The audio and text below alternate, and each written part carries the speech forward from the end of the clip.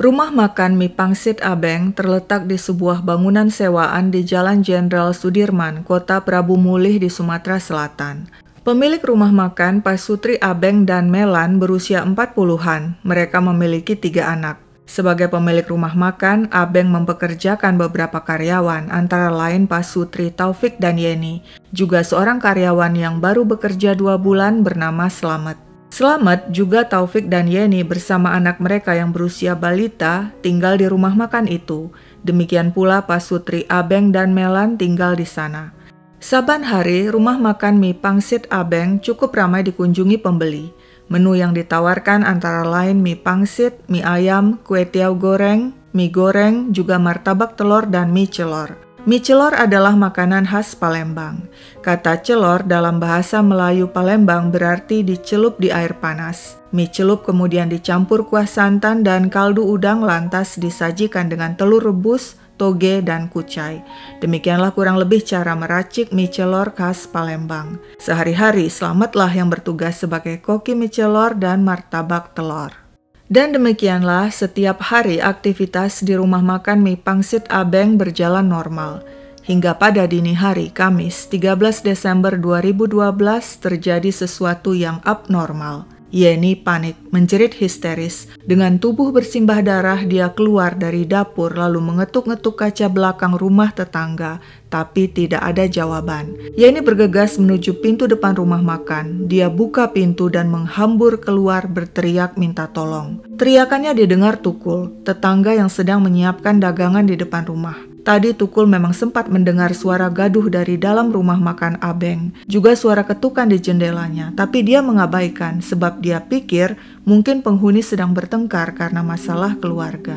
Tukul tentu saja kaget begitu melihat Yeni keluar dari rumah makan sambil berteriak minta tolong dengan tubuh bersimbah darah. Tukul bergegas mencari bantuan. Tak lama kemudian warga berdatangan dan langsung menolong tidak hanya Yeni tapi juga suaminya Taufik beserta Abeng dan Melan. Keempat korban terluka parah segera dilarikan ke rumah sakit Bunda Prabu Mulih. Abeng meninggal. Melan sempat bertahan di rumah sakit namun akhirnya menyusul sang suami. Sedangkan Taufik dan Yeni meski luka-luka dan harus menjalani operasi berhasil diselamatkan. Kasus pembantaian sadis itu menggemparkan kota Prabu Mulih. Berdasarkan informasi dari korban yang selamat yakni Taufik dan Yeni, si pelaku adalah Slamet, koki mie celor yang kabur dengan membawa sepeda motor milik Abeng. Polisi segera memburu Slamet dan mendatangi keluarganya di Palembang, tapi pria itu tidak berada di sana. Ketika polisi mendatangi rumah mertuanya, Slamet juga tidak ada. Akhirnya 5 hari setelah pembantaian, pada 18 Desember 2012, polisi berhasil meringkus Slamet yang ternyata sudah 4 hari bekerja di sebuah rumah makan di Sekato di daerah Sekayu, Kabupaten Musi Banyuasin, Sumatera Selatan. Polisi menyita sepeda motor curian milik Abeng yang ditemukan di kamar Slamet di rumah makan itu. Slamet mengaku dirinya telah memukul dan menusuk Pasutri Abeng Melan dan Pasutri Taufik Yeni. Ada kegelapan dalam pikirannya, ada kegelapan dalam masa lalunya, dan semuanya terungkap di persidangan. Begini ceritanya. Kasus pembunuhan dan penganiayaan yang dilakukan Slamet Rianto menelan 2 korban jiwa yakni Abeng dan Melan serta 2 korban luka parah yakni Taufik dan Yeni. Aksi keji Slamet yang berusia 30-an itu disidangkan di Pengadilan Negeri Prabu Mulih, Sumatera Selatan. Di persidangan, Slamet mengaku semuanya berawal dari sebuah pertemanan. Saya pertama kali berkenalan dengan Abeng pada tahun 1999 waktu sama-sama bekerja sebagai koki di sebuah hotel. Tapi kemudian pada tahun 2000, Slamet mengundurkan diri. Sejak itu, dirinya selalu berpindah-pindah tempat kerja, tidak pernah betah. Kehidupan Slamet rada kacau, dan puncaknya ketika dirinya melakukan pembunuhan di Kambang Iwak, Palembang. Akibatnya, pada tahun 2004 dirinya dijebloskan ke lapas kota Palembang. Setelah 6 tahun hidup di penjara, Slamet akhirnya bebas pada tahun 2010.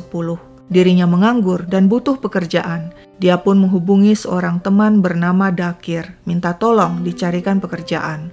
Dakir yang bersimpati memberikan nomor HP Abeng kepada Slamet. Coba hubungi Abeng, dia sekarang sudah sukses, punya rumah makan di Prabu Mulih. Mungkin dia bisa membantumu. Slamet pun menghubungi Abeng, temannya dulu sesama koki di hotel. Kepada Abeng, Slamet berkeluh kesah tentang kondisinya. Dia mantan napi, baru keluar dari penjara dan kesulitan mencari pekerjaan. Sejak saat itu, Slamet dan Abeng mulai sering berkomunikasi. Abeng yang bersimpati pada Slamet yang jago masak itu, akhirnya menawarinya pekerjaan di rumah makan miliknya di kota Prabu Mulih. "Kamu bisa tinggal di rumah makan milikku sekalian menjaganya.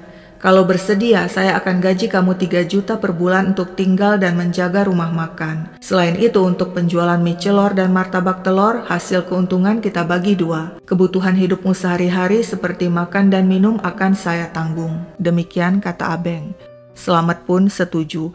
Dia pindah ke kota Prabu Mulih dan mulai bekerja di rumah makan mie pangsit Abeng pada awal Oktober 2012 sebagai koki mie celor dan martabak telur. Setelah sebulan bekerja, menurut Slamet, Abeng memberinya upah 4,5 juta. Rinciannya, 3 juta merupakan gaji untuk menjaga rumah makan, sedangkan 1,5 juta pembagian hasil keuntungan penjualan mie celor dan martabak telur. So far so good. Memasuki bulan kedua, Abeng memberikan gaji tetap 3 juta, tapi hanya memberikan pembagian keuntungan mie celor dan martabak telur sebesar 850.000, jauh lebih kecil dibanding bulan pertama. Slamet kaget, kok upahnya menurun drastis? Saat menanyakan hal itu, Abeng mengatakan istrinya Melan keberatan Slamet mendapat bayaran seperti bulan pertama. Sebabnya kebutuhan makan sehari-hari dan tempat tinggal Slamet sudah ditanggung Abeng. Di persidangan, Slamet mengaku saat itu dia sebenarnya berniat mengundurkan diri sebagai koki karena merasa Melan tidak suka padanya. Tapi Abeng menahan saya sehingga saya batal mengundurkan diri. Menurut Slamet, dia juga mendapat pengaduan dari Yeni yang bilang, "Cik Melan bilang kamu sering mencuri rokok dan uang. Cik Melan juga bilang enak aja kamu tinggal di sini, semuanya gratis." Pengaduan Yeni itu bikin Slamet panas. Dia langsung mengadu kepada Abeng. Tapi Abeng menenangkannya dan membujuk agar Slamet bersabar dan mengabaikan saja perkataan Melan. Slamet mengaku pada hari kejadian 13 Desember 2012 pukul 5 pagi dirinya sudah bangun. Saat itu dia lihat Melan melangkah ke arah kamar mandi. Begitu Melan melihatnya, wanita itu langsung melengos, buang muka dan batal ke kamar mandi. Slamet diam saja lalu masuk ke kamar mandi. Usai dari kamar mandi, dia melangkah menuju kamar tidurnya. Saat itu, dia kembali melihat Melan menuju kamar mandi sembari menatapnya penuh curiga. Melihat tatapan itu, Slamet yang selama ini sudah memendam sakit hati, naik pitam. Dia ambil sepotong balok kayu lalu menunggu Melan. Begitu wanita itu keluar dari kamar mandi, dari belakang Slamet menghantam kepalanya dengan kayu. Melan terkejut, menjerit kesakitan dan lari menghindar ke ruang tengah. Slamet mengejar dan kembali memukulnya dengan balok hingga Melan jatuh tersungkur di ruang tengah. Mendengar keributan, menurut Slamet, Abeng keluar dari kamar. Dengan pisau, Abeng berusaha menyerang Slamet yang berhasil menangkis dengan cara memukul tangan Abeng dengan kayu sehingga pisau terjatuh. Slamet tidak membuang waktu dan langsung menghajar temannya Abeng dengan kayu hingga Abeng terhuyung. Slamet kembali memukul hingga akhirnya Abeng ambruk ke lantai. Namun Slamet belum puas. Dia ambil pisau yang terjatuh di lantai dan menusuk Abeng. Melihat hal itu, Melan bangkit mengambil kursi dan menghantamkannya ke tubuh Slamet. Slamet membalas dengan menusuk leher dan dada Melan dengan pisau hingga Melan terkapar di lantai. Menurut Slamet, karena keributan di ruang tengah itu, Taufik keluar dari kamar. Taufik terkejut dan ingin membantu Abeng dan Melan yang terkapar bersimbah darah. Tapi Slamet langsung menyerang, menusuk perut dan dada Taufik. Ketika Yeni istri Taufik muncul dari kamar, tanpa ampun Slamet juga menusuk dada, perut, dan wajah wanita itu. Saat Slamet lengah, Yeni dan Taufik berhasil masuk ke kamar tidur dan mengunci pintu dari dalam. Sementara itu, Slamet menyeret Abeng dan Melan ke dalam kamar tidur Pasutri itu. Di sana dia ambil kunci sepeda motor milik Abeng dan lewat pintu samping dia kabur dengan sepeda motor. Di tengah jalan, dia sempat mengganti plat nomor polisi sepeda motor agar sepeda motor tidak dikenali. Di persidangan, Slamet mengatakan dirinya melakukan aksi kejinya secara spontan tanpa direncanakan. Namun mengapa balok kayu ada di dekat kamarnya? Apakah dia sudah mempersiapkan sebelumnya? Slamet membantah. Menurutnya, sehari sebelum kejadian, dia memotong-motong balok kayu untuk dijadikan jembatan melapisi tanah becek di depan rumah makan agar pengunjung bisa lewat dengan leluasa. Tapi kemudian batal karena Taufik bilang tidak perlu. Menurut Slamet, bukan saya yang membawa balok kayu itu ke dalam rumah. Slamet mengatakan mungkin yang membawa balok kayu itu ke dalam rumah adalah anak Taufik yang berusia 4 tahun yang menurutnya sangat nakal. Slamet mengatakan pisau yang dipakainya menusuk para korban adalah pisau milik Abeng yang dibawa Abeng kemana-mana untuk jaga diri. Slamet juga mengatakan selama ini dia menyimpan sebilah pisau bayonet di bawah kasurnya. Demikian kurang lebih pengakuan Slamet. Di persidangan dihadirkan pula saksi-saksi termasuk anak-anak Abeng dan Melan, juga Pasutri, Taufik, dan Yeni. Anak Abeng dan Melan ada 3, yakni Andri, Andini, dan Andreas. Andri dan Andreas melanjutkan pendidikan di Palembang dan tinggal di sana, sedangkan Andini saat kejadian sedang menginap di rumah saudara. Menurut Andini, pada hari kejadian dia mendapat telepon dari sang ibu Melan yang saat itu berada di UGD Rumah Sakit Bunda. Sang ibu mengabarkan dirinya ditikam seseorang. Andini bergegas ke rumah sakit. Dia mendapatkan ayahnya sudah meninggal, sedangkan sang ibu Melan masih sadar. Namun tak lama kemudian ketika akan dibawa ke ruang operasi, sang ibu meninggal dunia. Andini mengatakan pada malam sebelum kejadian dirinya sempat mampir ke rumah makan milik orang tuanya. Saat itu dia lihat ibunya Melan minta bantuan Slamet mengantar ke suatu tempat, tapi Slamet menolak dan bilang hujan. Menurut Andini, setelah kejadian itu, dia temukan uang hasil penjualan hilang, demikian juga sepeda motor milik sang ayah Abeng. Pasutri, Taufik, dan Yeni turut bersaksi. Taufik mengatakan, saya dan istri saya Yeni bekerja di rumah makan Abeng sebagai pembuat mie pangsit dan mie ayam, sedangkan Slamet koki mie celor dan martabak telur. Selama bekerja dengan Abeng, Taufik dan Yeni tidak pernah punya masalah. Sama seperti Slamet, setiap bulannya Taufik dan Yeni juga mendapat pembagian keuntungan penjualan makanan dari Abeng.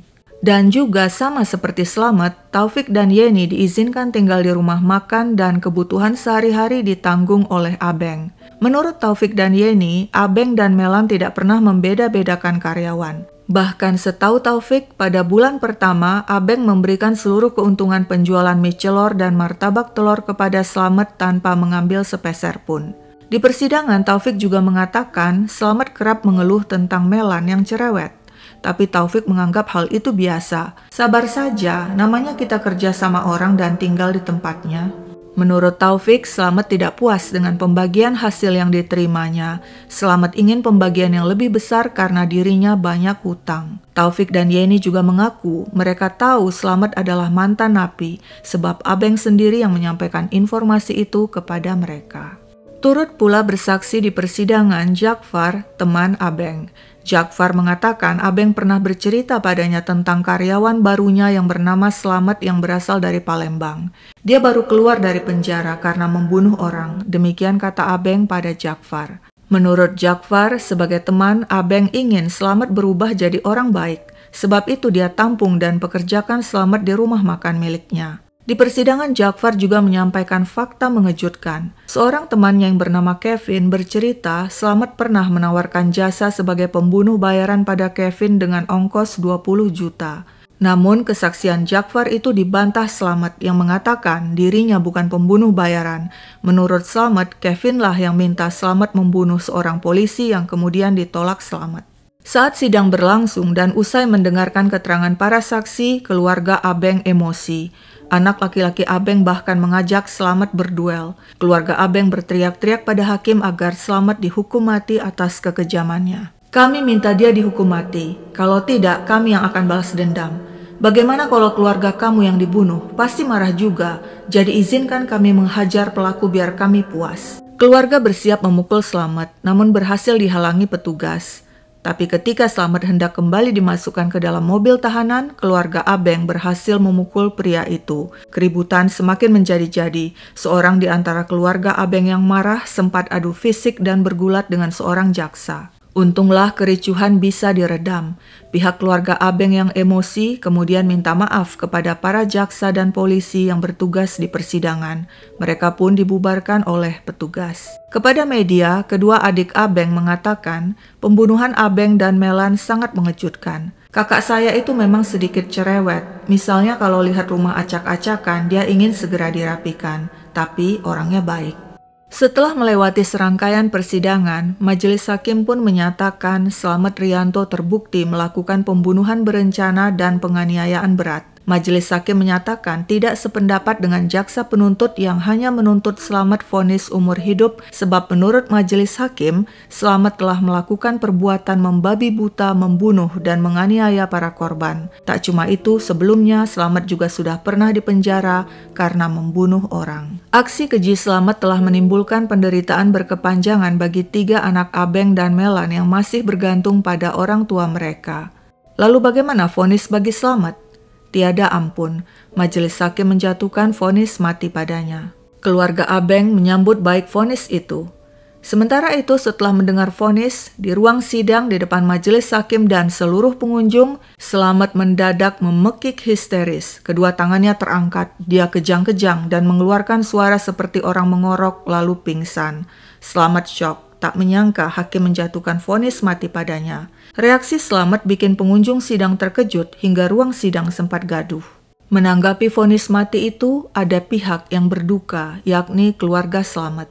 Rum, kakak Slamet, menangis. Menurut Rum, anak Slamet yang baru berusia 2 tahun terus-menerus menanyakan keberadaan ayahnya. "Papa kapan pulang? Papa kapan pulang?" Rum mengatakan hukuman mati bagi Slamet tidak wajar. Adik saya tidak melakukan pembunuhan berencana. Menurut Rum, perbuatan Slamet memang salah dan pantas menerima hukuman. Tapi menurutnya, hukuman mati terlalu berat dan berlebihan. Ternyata Slamet belum menyerah. Lewat kuasa hukumnya, dia mengajukan banding, namun ditolak. Slamet kemudian mengajukan kasasi, dan di tingkat kasasi, majelis hakim menegaskan, perbuatan terdakwa Slamet secara sah dan meyakinkan memenuhi unsur tindak pidana pembunuhan berencana dan penganiayaan berat. Terdakwa sebelumnya juga pernah dihukum karena perkara pembunuhan. Hukuman mati masih dibenarkan dan masih berlaku di Indonesia. Dan demikianlah Slamet tetap divonis mati. Sekian dulu ceritaku, sampai jumpa kapan-kapan.